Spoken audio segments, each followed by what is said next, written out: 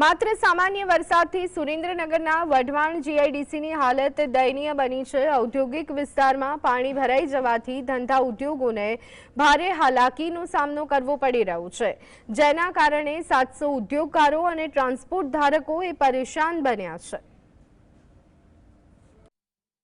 સુરેન્દ્રનગરની Wadhwan GIDC વિસ્તારમાં લઘુ અને સૂક્ષ્મ ઉદ્યોગ એમ નાના મોટા કુલ 700 થી વધુ ઉદ્યોગ આવેલા છે। સુરેન્દ્રનગરના વઢવાણમાં સામાન્ય વરસાદથી ઉદ્ભવેલી સ્થિતિથી સ્થાનિક લોકો તો પરેશાન બન્યા જ છે, પરંતુ હવે ઉદ્યોગકારો પણ પરેશાન બન્યા છે।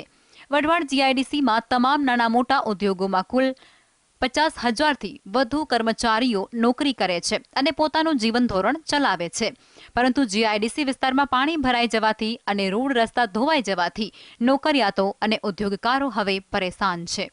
એક ઇન્ડસ્ટ્રીઝ છે। અહીંયા અમારા વઢવાણ ઇન્ડસ્ટ્રીઝની અંદર 700 થી વધારે સૂક્ષ્મ અને લઘુ ઉદ્યોગો આવેલા છે।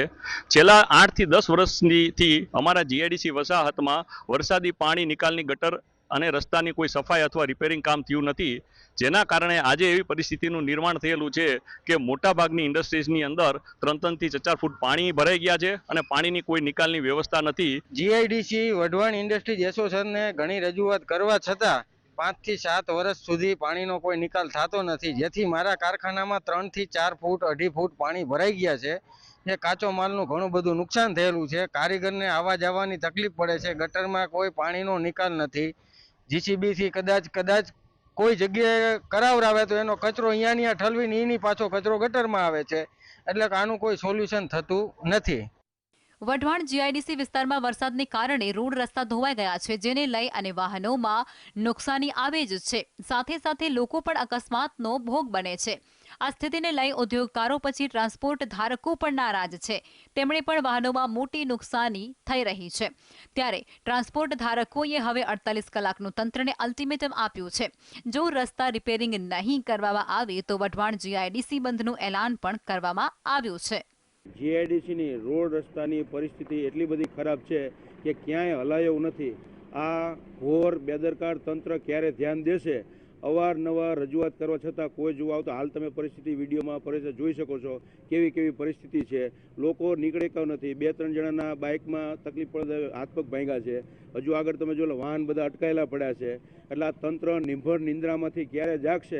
આ રસ્તા ઉપર એટલું બધું પાણી ભરાય છે અને અમારો તો દિવસમાં 2 થી 3 વાર નીકળવાનો અમારો રસ્તો છે। મારી ઓફિસ અહીંયા છે, એટલે અમુક ઓલા 2 કે 3 બાળકોને ફ્રેક્ચર થઈ ગયા છે અને પાણીમાં લેડીઝને બધા એટલા બધા ખાડામાં પડી જાય છે। એ નજરે અમે રોજના અમારા 4 થી 5 દ્રશ્યો જોઈ છે। શું માંગ છે તમારી? અમારી માંગ એ છે કે તાત્કાલિક આવડું આ રિપેરિંગ કરે અને આની નિકાલ કરે। જીઆઈડીસીના બધા રસ્તા એવા ખરાબ છે, આવા ગાડીવાળાના નવા ટાયર ફૂટી જાય છે। ઉદ્યોગકારોની માંગણી છે કે સુરેન્દ્રનગર મહાપાલિકા અને સરકાર વહેલી તકે પાણીનો નિકાલ કરવાની સાથે રસ્તાનું સમારકામ કરાવે। દર વર્ષે આ ઉદ્યોગકારો તંત્રને 4 કરોડ રૂપિયાનો ટેક્સ ચૂકવે છે, છતાં તેમને પાયાની સુવિધા મળી નથી રહી। ફઝલ ચૌહાણ, GSTV, સુરેન્દ્રનગર।